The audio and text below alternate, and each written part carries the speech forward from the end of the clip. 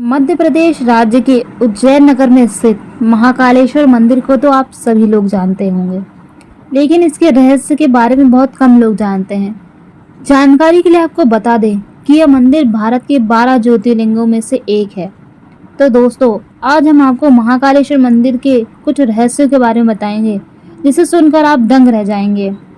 और इस वीडियो में हम कि कैसे आप महाकालेश्वर मंदिर पहुंच सकते हैं और यहाँ ठहरने के लिए कुछ बेहतरीन जगहों के बारे में भी आज हम आपको बताएंगे। तो चलिए शुरू करते हैं। नंबर 1, महाकाल नाम का रहस्य। महाकाल का संबंध केवल मृत्यु से है, परंतु ये पूरा सच नहीं है। काल के 2 अर्थ होते हैं, एक समय और दूसरा मृत्यु। काल को महाकाल भी कहा जाता है क्योंकि प्राचीन समय में यहीं से पूरे विश्व का मानक समय निर्धारित होता था, इसलिए इस ज्योतिर्लिंग का नाम महाकालेश्वर रखा गया। दूसरा कारण भी काल से जुड़ा है। दरअसल महाकाल का शिवलिंग तब प्रकट हुआ था जब महादेव को एक राक्षस दूषण का अंत करना था। भगवान शिव उस राक्षस का काल बनकर आए। उसी दिन के बाद अवंती नगरी उज्जैन के नाम से जाना जाता है। वहां के वासियों के आग्रह पर महाकाल वहां उपस्थित हो गए। यह समय के अंत तक यहीं रहेंगे, इसलिए इन्हें महाकाल नाम से जाना जाता है। नंबर 2, आखिर क्यों रात नहीं गुजारता कोई राजा या मंत्री। ऐसा माना जाता है कि विक्रमादित्य के शासन के बाद यहाँ कोई भी राजा रात में नहीं रुक सकता। जिसने भी यहाँ रुकने का दुस्साहस किया वह संकटों से घिर गया। पौराणिक कथा और सिंहासन बत्तीसी की कथा के अनुसार राजा भोज के काल से ही यहाँ कोई राजा नहीं रुक सकता। वर्तमान में भी कोई राजा या मुख्यमंत्री या प्रधानमंत्री यहाँ रात में नहीं रुक सकता। इससे जुड़े कई उदाहरण भी प्रसिद्ध हैं। इस रहस्य को कुछ लोग तो संयोग मानते हैं, तो कुछ लोगों के मुताबिक एक लोक कथा के अनुसार भगवान महाकाल ही इस शहर के राजा हैं और उनके अलावा कोई और राजा यहाँ नहीं रह सकता, क्योंकि उज्जैन का एक ही राजा है, वह है महाकाल बाबा। नंबर 3, महाकाल की भस्म आरती। महाकाल में भस्म आरती तब से हो रही है जब से यह शिवलिंग स्थापित हुआ है। बताया जाता है कि प्राचीन काल में राजा चंद्रसेन शिव के बहुत बड़े उपासक माने जाते थे। उस समय राजा रिपुदमन ने विरोधी राक्षस दूषण का साथ लेकर उज्जैन पर आक्रमण किया।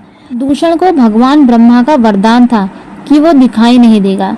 उस समय पूरी प्रजा ही भगवान शिव की पूजा में व्यस्त हो गई और अपने भक्तों की ऐसी पुकार सुनकर महाकाल प्रकट हुए।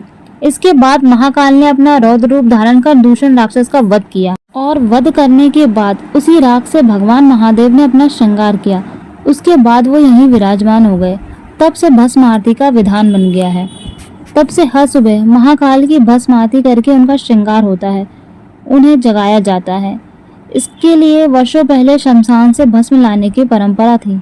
हालांकि पिछले कुछ वर्षों में अब कपिला गाय के गोबर के बने कंडे, शमी, पीपल, पलाश, बड़, अमरतला और बेल की लकड़ियों को जलाकर किए गए भस्म को कपड़े में छानने के बाद इसका इस्तेमाल शुरू हो चुका है। वहीं आपको जानकर हैरानी होगी कि महाकालेश्वर मंदिर में महिलाएं इस भस्म आरती को नहीं दे सकती। इसके लिए उन्हें आरती के समय घूंघट करना पड़ता है। इसके साथ ही पुजारी भी मात्र एक ही धोती में आरती करते हैं। दूसरा कोई भी वस्त्र पंडित के पुजारी को पहनने की मनाही है।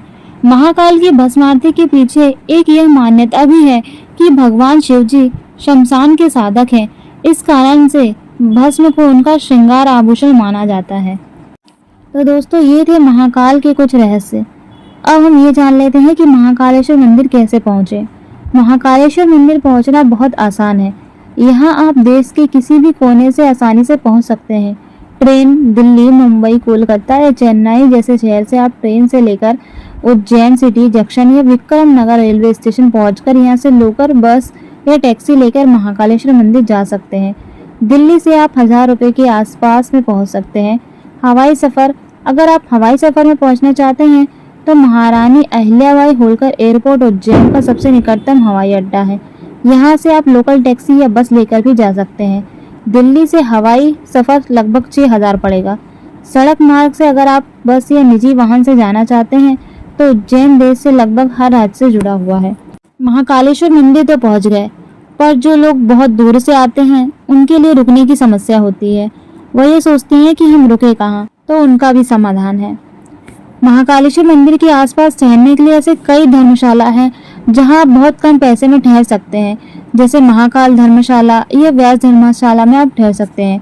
इसके अलावा मंदिर के आसपास ऐसे कई होटल्स हैं जहां आप 500-600 रुपए के बीच में रूम बुक कर सकते हैं। और रही बात खाने की, तो महाकालेश्वर मंदिर के आसपास खाने की कई सारी जगह है जहां आपको ढाबे मिल जाएंगे या होटल मिल जाएंगे या ऐसे कई रेस्टोरेंट मिल जाएंगे जहां आपको खाने के लिए भोजन मिल सकता है। तो दोस्तों, आपको ये रोचक जानकारी कैसी लगी? क्या आप भी कभी महाकाल गए हैं या आपको भी कुछ महाकाल के बारे में रहस्यमयी बातें पता है? तो कमेंट में ज़रूर बताएं। ऐसी और रोचक जानकारी के लिए हमारे चैनल को सब्सक्राइब करें, वीडियो को लाइक करें, ज़्यादा से ज़्यादा शेयर करें। हर हर महादेव।